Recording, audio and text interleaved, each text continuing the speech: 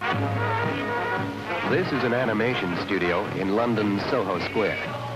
For months, the atmosphere here has been one of inspired insanity, an environment necessary to the fulfillment of one of the most unusual motion picture challenges of all time, the visualization in animation of the enormously popular Beatles for their next feature film.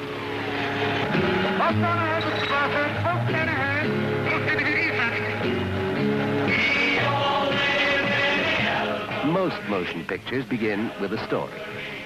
Yellow Submarine was inspired by a song, a mod odyssey of a man who sailed away to live beneath the sea.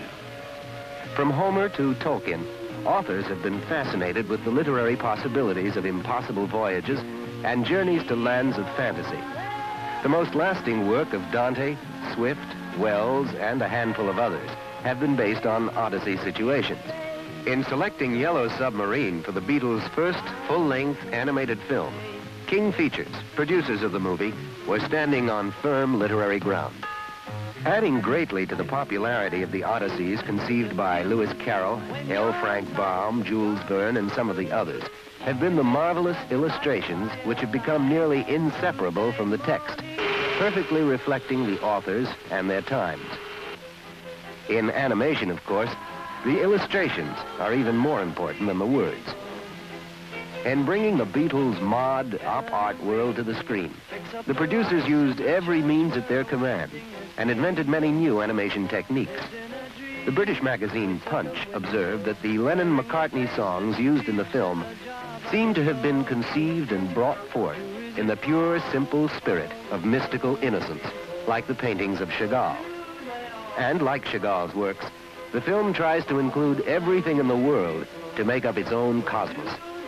The animation style ranges from storybook simplicity to pop art and psychedelic shimmer. The film, of course, is not all eye-popping visual effects. As in other Odysseys, there is an assortment of odd and outrageous creatures. Most of them, if not all, inventions of satire.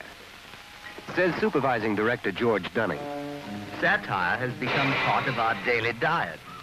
We can include things in a cartoon today that wouldn't have even been put in a live comedy years ago. I must complete my past. 2 novels, finish my blueprints, begin my begin. There's the Lord Mayor, a caricature of the older generation. The meanies are coming. They wouldn't dare. They would. They are. What are you going to do? Finish the quartet. And a gaggle of grotesqueries that will keep audiences guessing their inspiration for years to come.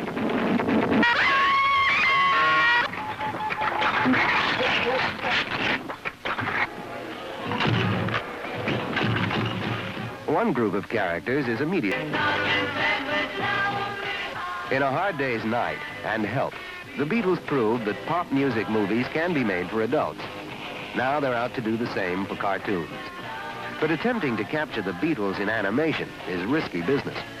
For the first time in screen history, extremely real and enormously famous people were going to be animated into a feature film. In charge of the project is the German designer Heinz Edelmann. The story calls for human beings, so they must be drawn without stiffness, yet look real. Months of studying the Beatles' movements and making detailed production notes were required before the Beatles began to take shape on the drawing boards. John like a showman, and Ringo like a schoolboy Charlie Chaplin. When Ringo's eyeballs move around in eyes, the dots remain in center of circles. Each of the Beatles is characterized by a well-known part of his personality, naturally. Paul is introduced as a mod Mozart, playing serious music in a museum. George appears out of a haze of transcendental meditation, the mystic philosophy he popularized. John, author of In His Own Right, emerges from a classic literary creation. And Ringo is pictured as his inimitable self, wandering winsomely by the shore in Liverpool as it in A Hard Day's Night. From a script described as a sort of open-end